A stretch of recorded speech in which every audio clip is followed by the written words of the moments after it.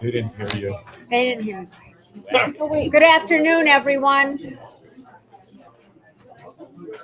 Is that okay? Thanks, Joe. There you go. Settled. Good afternoon, everyone. Thank you for attending the meeting. I'd like to call this meeting to order. Please call the roll call. Gabriel. Here. Apple. Here. Kelso. Here. Bukai. Here. Wally. Here. Smith. Here. Marshfield. Here. Bernal. Here. Driscoll. Here. Haynes. Here. Scott. Here. Ellis. Here. Faulkner. Here. Hinckley. Here. Wilson. Here. Kosher. Here. Layton. Here. Setta. Here. Malay. Here. Please join me in the invocation by Chaplain Donna Ladner and pledge to the flag Supervisor Layton. Good afternoon. I recently read a book on leadership, and as you're all leaders, I would like to pray some leadership virtues over you and ask God to extend them. I know you already have most of them, but I want them to be more abundantly upon you. So shall we pray? Dear Father God, we come before you this day and we pray your blessings on these people that are all leaders in their communities. May they have the virtue of honor. Honor first to those above you, those equal to you, and those below you. May they be shown their opportunities, Lord, to serve. And when they see they lead in whole circumstances, and always hold on to the hope that you give them. Remember, be teachable. You can learn from those who may not be as smart as you. Well, that's true. Effective. Don't just work hard, but work smart by delegating. Delegate some of your work. Don't try to do it all because you can't. And be excellence and strive for excellence at everything you put your hand to. Achievement oriented. Make goals and decide which problems to solve and have daily planning times. Thank you, Father, for each of these virtues that you will bless them with, you will protect them, you will keep them in the palm of your hand all the days of their lives. I pray all these things for these dear people who are leaders in their community. Amen. Amen. Will you please join me in the pledge to the flag? Allegiance to the flag of the United States of America and to the republic for which it stands, one nation, under God, indivisible, with liberty and justice for all.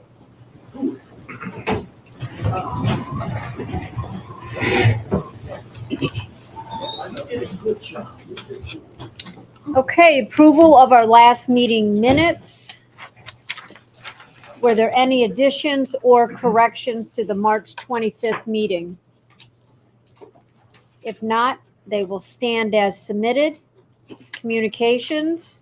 All communications received have been referred to their respective committees for review.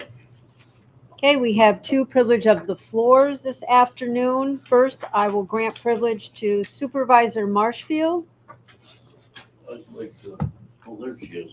I'd like to welcome and introduce Larry Onberg. She's our Youth Bureau Program Director. Lara. Thank you, Ann. Good morning. Afternoon. So this is not new. The Youth Bureau Summer Youth Employment Program is in our, gosh, I don't even know, advanced 30, I believe. But anyway, some of you are new, and even if you're not new, I wanted to make sure everyone got this today and understands that I need it back.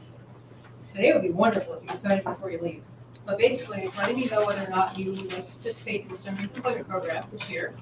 The reason that's so important to me is because what spots that you don't use, I share with either other towns or I use them for youth who apply for a position with the Delaware County Youth Bureau. We don't have extra positions per se, other than our TANF program, which is income eligibility based solely. So the positions that I have to give to youth who are applying from the street are literally coming from spots that you're not using. So if you're not using either of your spots, maybe you want one and not the other, or you can't use either of them. Maybe you want to use them, but it turns out a couple of weeks or months from now, hopefully not that long, you find out that you can't find a youth or two. Please let me know ASAP because I have youth applications coming in already and I can't fill them until I know if I have extra spots. If you use them, wonderful, or if you have a spot and you can't find a youth, let me know. So I have youth coming in from all over the county. Other than that, keep in mind, they have to be 18 or over to work at the highway department. You'll note that there's a spot that indicates if you would like 1 or 2 on each, whether it's the highway department or a community site. The reason for that is because we have separate pots of money. So I have to at least try to put half of our youth in half of the community spots. It doesn't mean they have to be income eligible, but they have to at least be serving the community. And the way the state recognizes that doesn't mean working for the highway department and on the town's payroll or village's payroll. So what we'd like you to do is try to utilize 1 of each spot, 1 on the highway, 1 on the community spot, that's available. And if not, if you like 2, that's fine. I just need to juggle my numbers and make sure that I'm doing half and half. Usually, as a matter of fact, it always works out just fine. Sometimes we're tight, but it's important to me because I'm playing the game with the numbers until I know from you what you want. So please don't put it away and forget about it. Some people do that. We're all busy and get shuffled under paperwork, and then all of a sudden I have youth waiting to fill spots, and I'm trying to hunt you down and find out if you're going to use your spot or not. 1 or 2, whatever. Just whatever you want to do is fine with me, but please don't keep me on hold because it holds up the whole program. Other than that, minimum wage, the benefit to having on your payroll instead of ours is that you can pay them extra. So if you're paying your other youth $16.50 or more per hour, go ahead and do that. And then at the end of the summer, you just bill me for the agreed upon hours, which is 200 or more, but basically 200 hours per youth at $16 an hour. And then I say or more because if there are additional spots available and if I haven't used them, if we have extra hours to share on a first come first served basis, when you let me know, your town would like an extra spot or a part of a spot or just more hours for the 2 you have. What I do is I first come first served basis. That's the way to make it fair and make sure everybody's given extra either time or money as is available. So it's all on here, but I usually don't stand up here and do this. As a matter of fact, I don't think I've ever had before, but it's really important to me that I get these back just to make the youth bureau, our time go more seamlessly and make the most out of the program and give spots around as best. Again, if you don't have any youth, let me know, and we'll see who's in your area and how we can help you out. So if we use 1 for DPW, 1 for community base, how do we check? There's a spot there. You're supposed, basically, if you're up top, you're Yeah, I got that, but You it just says, indicate that you're going to use one of each. 1 and 1. That's your preference. That's your preference. okay, 1 and 1. So you're really sharp. Yeah. All right, thank you.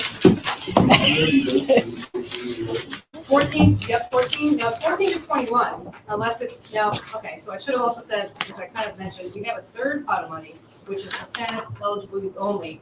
They have to be income eligible, and that's only to 20 years old, 14 to 20. So if you used your 2 spots and you still want a 3rd, and you know a family who may or may not be, but you want to say to them, hey, if you want to apply to the Youth Bureau to see if you're TANF eligible, if you basically Medicaid, food stamps, public assistance, anything like that, but they don't have to. They don't have to be. They can just income-wise say this is our family income. They don't have to have services. They can just say this is our family income. This is where they meet the 200% eligibility, which I do that. I check to see if they're eligible or not.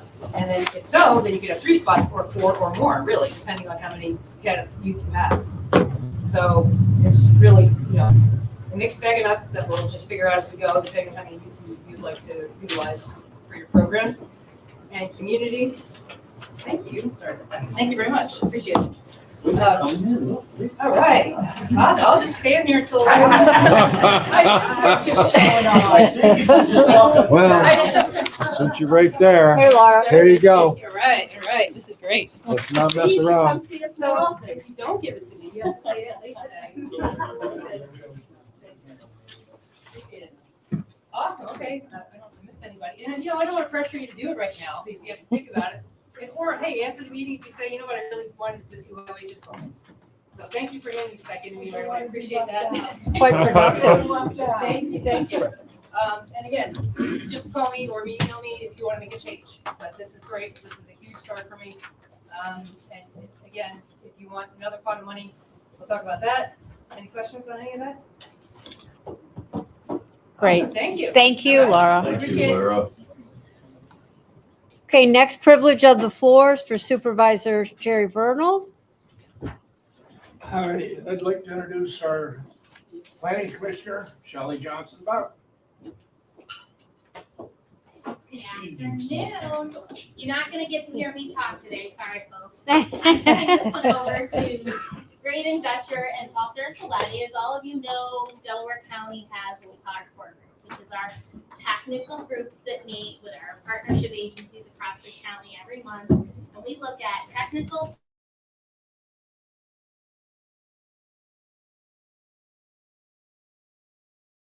scientific ways to deal with county points. We're community successful for more than 30 years of doing that. And yet again, our partners have come up with this wonderful innovation that helps our agricultural community. It's an economic benefit. It's an environmental benefit. It's a watershed benefit. It is an all-around amazing program. So I want to turn this over to Graydon Dutcher with Soil and Water. He's our executive director. And Paul Sarasoletti, and Paul, let me tell your title because I'm not sure what it changed to. But Paul is with Cooperative Extension, and they have been managing this most recent innovation. Thank you, Shelley. So today, you guys have known me for almost 27 years. I'm going to talk about flooding, right? That's what you always see me do is talk about flooding, right? I'm going to tell you about the flooding partnerships and the success that we've had as a conservation district with all of our partners. That I'm not even going to try to capture them all because I would be stealing some of Paul's thunder. So we're very fortunate as a soil and water conservation district to be supported by this board wholeheartedly, and to have two directors on our board that have support everything we do. We leverage so many millions of dollars through our partnerships for the people of Delaware County, farming community, people in need of stream bank repair, flood mitigation, all of those things flow through our office. It's supported by you. And we really appreciate it. And I want to introduce Paul Sarasoletti. I'll wrap up at the end with a grant award that we just got, but I want to kick it off by turning it over to Paul. Thank you, Graydon. Appreciate that. Get my slides here.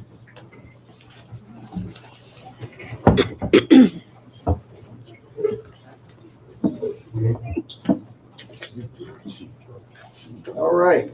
Well, Shelley, thank you for the introduction, and thank you, Graydon, as well for the introduction. I'm very excited to be here to talk about a really innovative project, which is just one in a line of very innovative projects that this county has fielded over the last, I would say, 35 years. And some of us, myself included, have had the benefit of being here for much of that. I first want to recognize, however, some of my colleagues from Cornell Cooperative Extension. I have a peanut gallery back here. Thank you for coming in support. And also our board president, Becky Wally. Thank you, Becky, for your support of this project and everything that Extension is doing. This project, CIG, stands for Conservation Innovation Grant.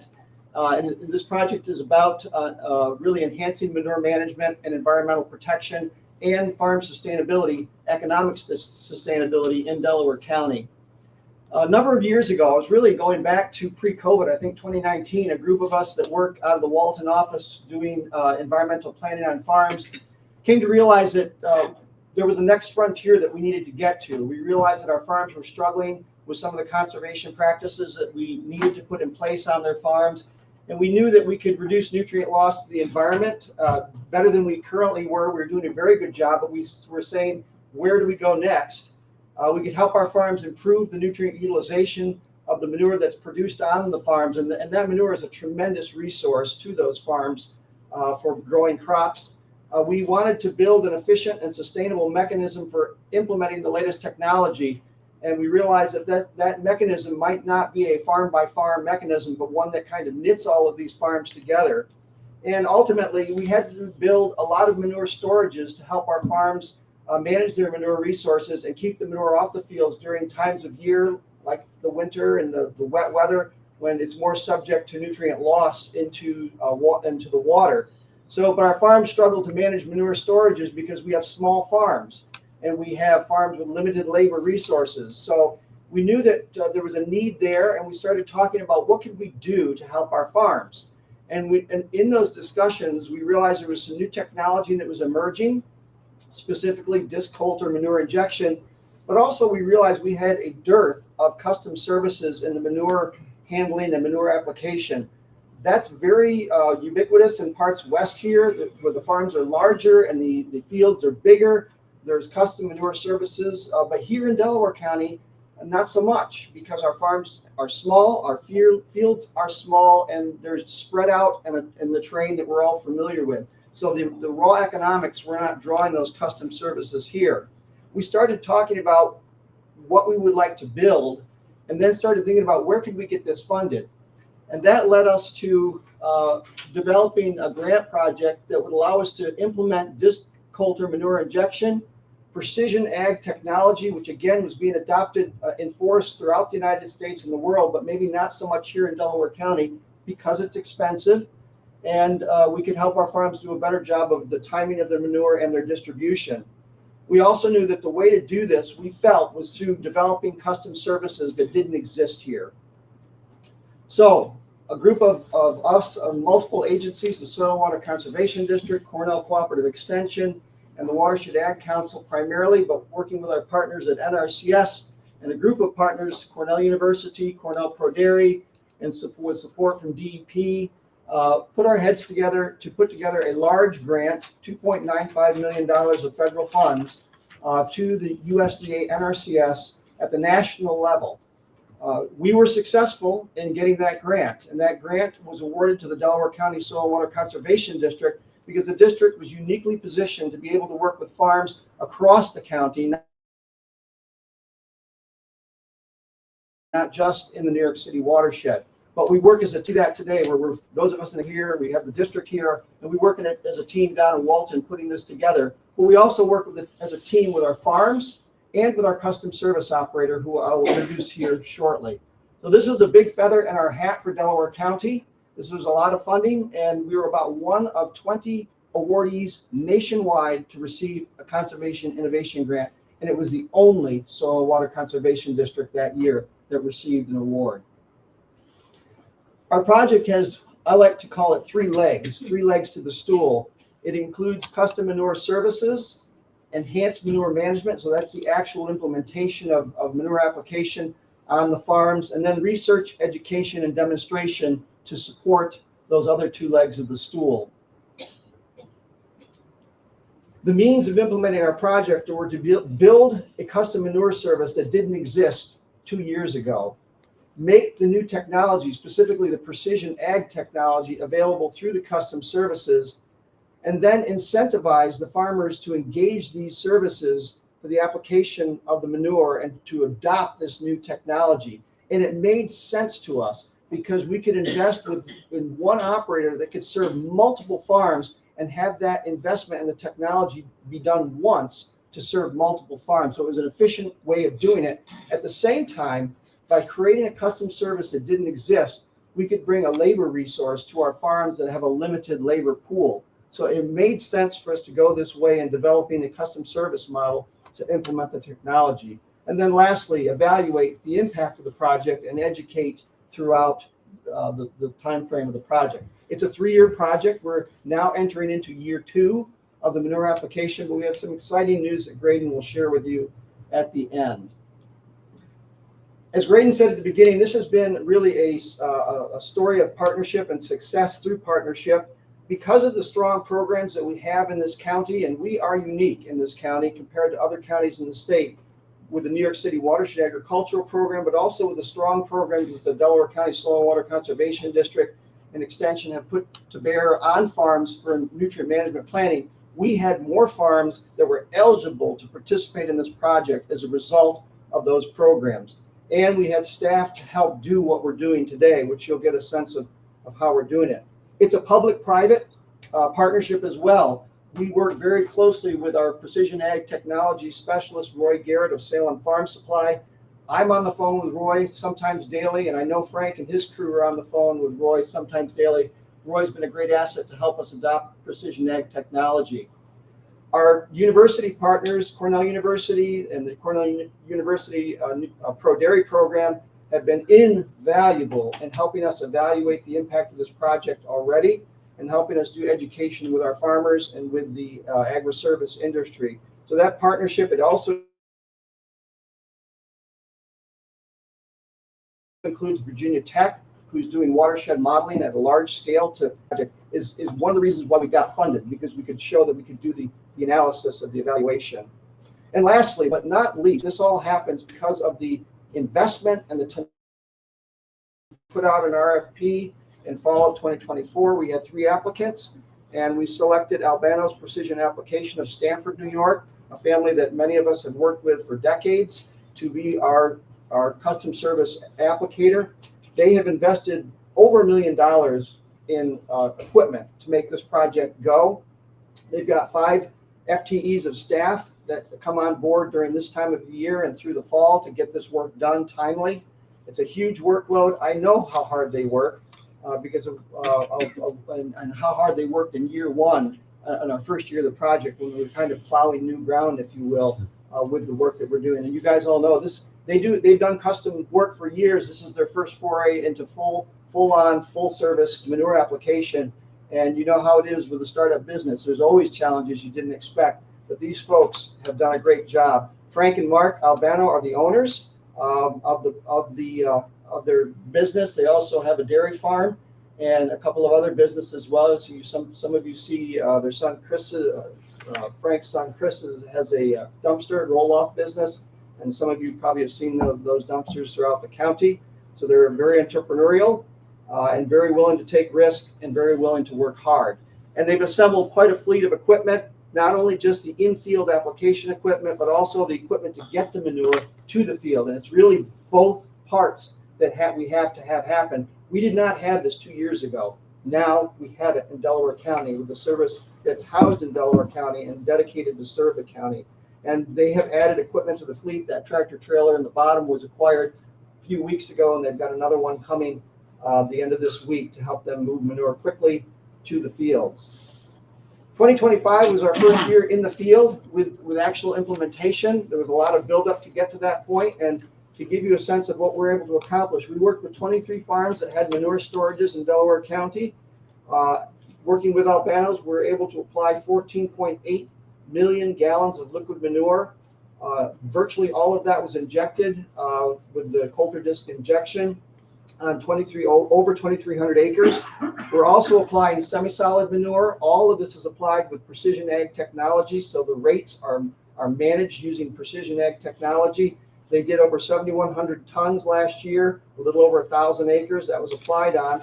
And the incentives program that I mentioned earlier, through the grant, we were able to provide over $500,000 worth of incentives to help the farmers in this project engage Albano's Precision Application to apply manure. Because of manure injection, and manure injection was kind of the next frontier of where we needed to get to from a nutrient management standpoint, manure injection accomplishes a lot of things. It gets that liquid manure in the ground where we preserve half of the nitrogen fraction of the manure so it doesn't blow off in the breeze. When you typically smell manure, you're smelling a lot of ammonia that is just blowing off in the breeze. By injecting it, we get that manure in the ground and we conserve the value of that manure for crop production. That is a huge value to our farms. Last year, on average, we had about 57 pounds of nitrogen per acre that were conserved that our farmers prior to last year weren't conserving. With the price of urea last year, it was almost $100,000 worth of fertilizer value that we were able to help our farms conserve. This year, if you know anything about fertilizer prices, they're through the roof. We expect that this is probably going to at least 50% more value. Plus, we're doing more manure this year than we did last year. I expect to be probably $200,000 or more worth of conserved nitrogen value, fertilizer value to our farms. So this is a big deal. It's also a big deal for our communities because when we inject manure, we get the manure in the ground and the manure odors are considerably reduced. And that's a benefit for our communities and helping our communities be accepting of our dairy farms and supportive of our dairy farms. One of the challenges and the reason we put this project on the ground was to help farms manage their manure storages and get them emptied timely and help them get the manure on the fields at the time of year when it should be on during the growing season. Working with Albanos, we emptied 15 manure storages last year, 3 of them more than once during the season. It was a good feeling for that farmer that you see the storage there, when he saw it was over 1,000 tons of manure in that storage, and in about 2.5 days, Albano's precision application had that out and on the field, and it was a great relief to that farmer. As I mentioned earlier, precision ag technology was something we had not had really any experience with in Delaware County, either us as agency folks or our farmers. Today, we are leading the edge in using precision technology for the application of manure. Certainly that's true in New York State. There's other parts of the country where they're using precision ag technology to do this. In short, it's a really exciting thing where we are able to, using our nutrient management planners, working with our nutrient management planners, we put together a manure prescription for farm fields. We then upload that data to a cloud-based data platform that the Soil and Water District owns. And then Albano's equipment, they literally have cellular modems in each of their tractors with a display. They connect via the cell data to the cloud. They get the prescriptions. It tells them the field, and it keeps that rate constant as they go across the field. The other thing it does while they're going across the field is it records exactly what they've applied to the field. At the end of the day, we end up with a map like the one that you see there and a set of tabular data that allow us to see this is literally a manure record. This is what we did. This is what we accomplished. It also facilitates us making incentive payments to the farms. And lastly, education and outreach. We had 4 educational events specific to our project last year, over 277 attendees. We're doing a lot of research with Cornell University. We're funding a graduate student through Cornell University. She's been absolutely invaluable to us and has we're already seeing impact of this project in a very positive way with just 1 year under our belt. So we look very much forward to the future. Here's a close-up of that as-applied map. It is just so exciting. If any of you came from Walton Way, the Albanos are applying manure just down the road on the Bergen farm today. And I can go on my computer or my phone and I can see icons, what field their tractors are in, how fast those tractors are going. I can see as-applied rates. It's amazing what this technology can do. And 2 years ago, we weren't even in this game. And here we are today. With this technology in Delaware County. Of that 14.8 million gallons that we applied last year of liquid manure, over half of it was on grass sod. We have a lot of grass sod in Delaware County, and it's a big part of the forage base for our farms here. And there's a tremendous opportunity to help increase the productivity of the stands by getting manure on these grass sods. We knew this could be done, and the technology that we had would work for that. We didn't know how successful how the farmers would react to doing this. You're going in with a disc and cutting a slice in the sod. Would that be acceptable to them? Well, it was acceptable for 9 million gallons worth, and we're very excited about the future. I'll share with you shortly where we're headed. Looking into this year, we met with our farmers over the last 2 months to put their manure prescriptions together. To date, and I think this number is going to continue to grow, we've met with 22 farms and completed their manure prescriptions.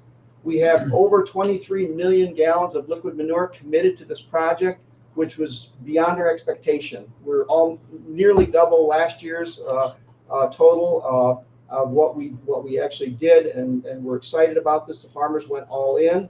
Almost over 3,500 acres of injection, which blows past what we did last year. Right now, we have almost 7,900 tons of semi-solid manure committed to the project, and I have farms that would like to get on board and participate in this project. So we've exceeded last year's total already, and we're projected to spend on those committed acres and committed acres, gallons and tons, almost $830,000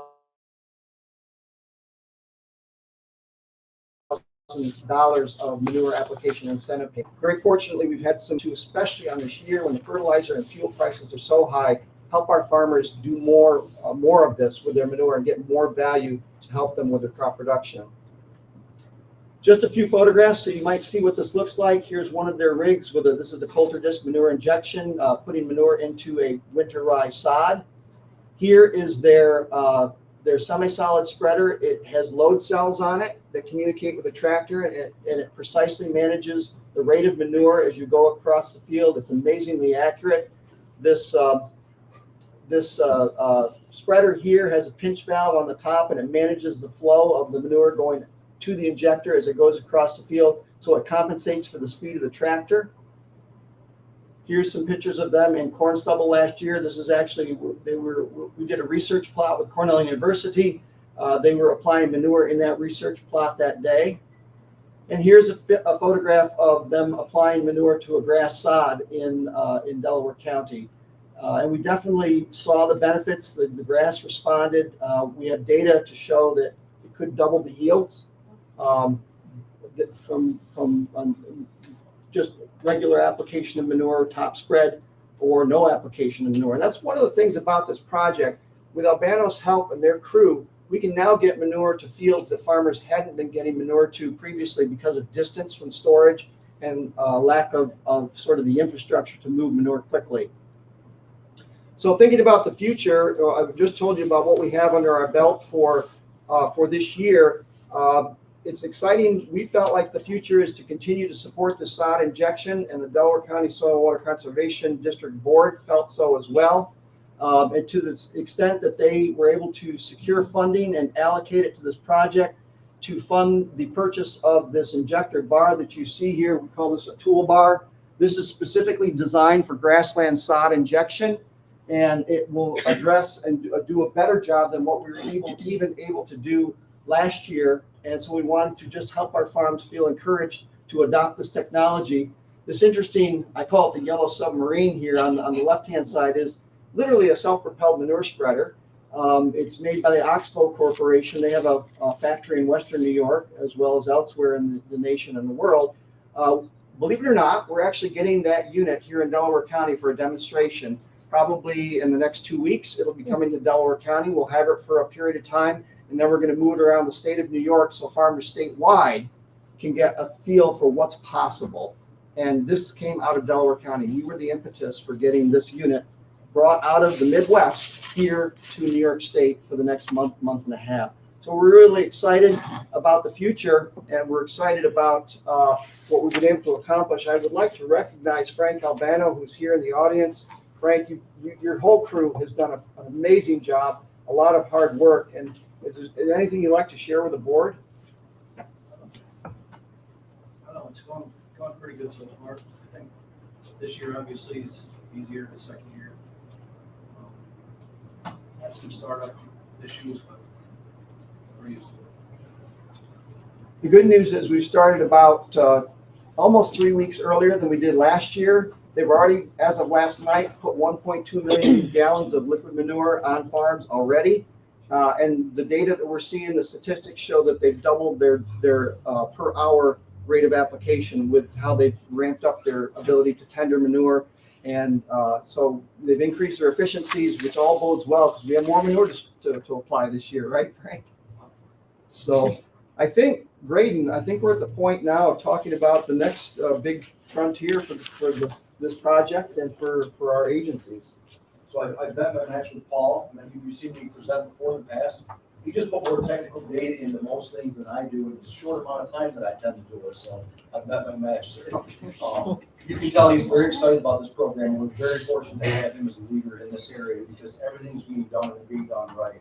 We quickly made the connection that injection on sod and or growing crops has an additional benefit of not just avoiding runoff and nutrient runoff and loss of the fields, it also captures greenhouse gases. If you're putting this on growing crops, say from April to October-ish, especially our grass sod land, it has a big effect on greenhouse reduction again.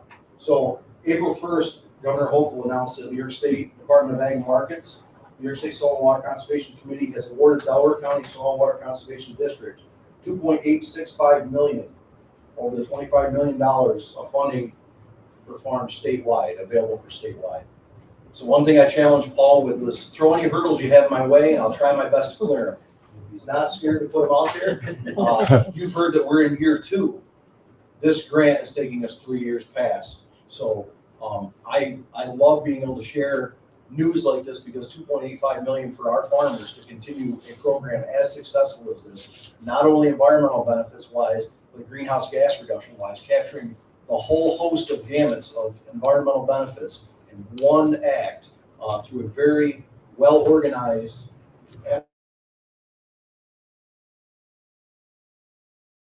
application of manure is amazing, and the family speaks volumes. This comes from all the people that sit in that room, Shelley, from our sheriff, from emergency services, DPW, Public Extension, CWC. Everybody's in this room working together to come up with the most innovative technologies we can.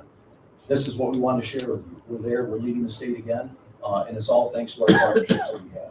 So we appreciate it, and we want to just tip our hats to your support for us over the years, and give back a little bit to Delaware County.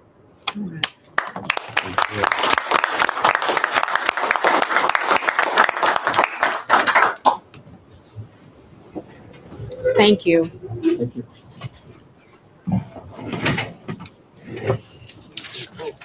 Okay, moving on, standing committee reports.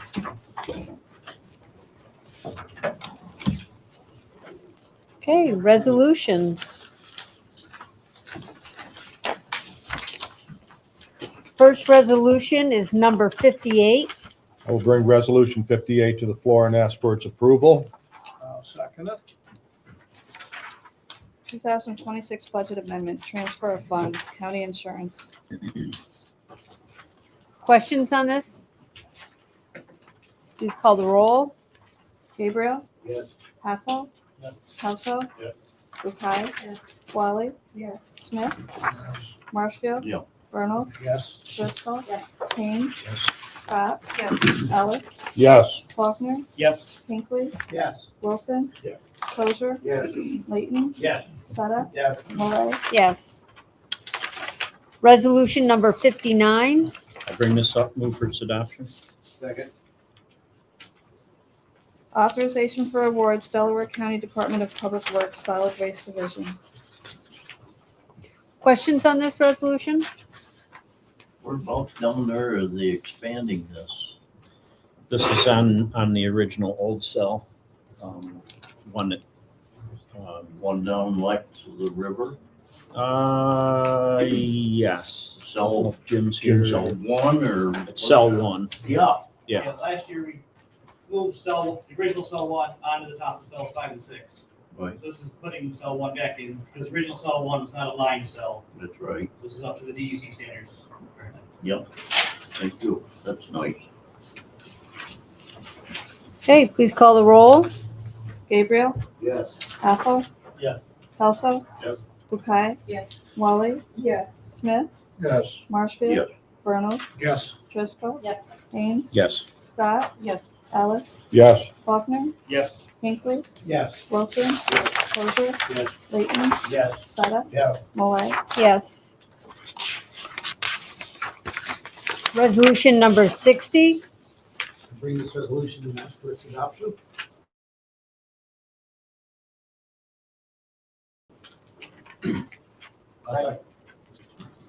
Appointment Fire Advisory Board. Something we do annually. It's a voice vote. All in favor signify by saying aye. Aye. Opposed? So carried. We only have one not pre-filed resolution, and I will waive Rule 10 without objection. Resolution number 61. I bring this up, move for its adoption. I'll second. Payment of audit. Please call the roll. Gabriel? Yes. Haffel? Yes. Kelso? Yes. Bukai? Yes. Wally? Yes. Smith? Yes. Marshfield? Yes. Vernal? Yes. Driscoll? Yes. Haynes? Yes. Scott? Yes. Ellis? Yes. Faulkner? Yes. Hinckley? Yes. Wilson? Yes. Crozier? Yes. Layton? Yes. Sutta? Yes. Malay? Yes. Does the board have any other business they wish to bring to the floor? If not, this meeting is adjourned. Enjoy the afternoon.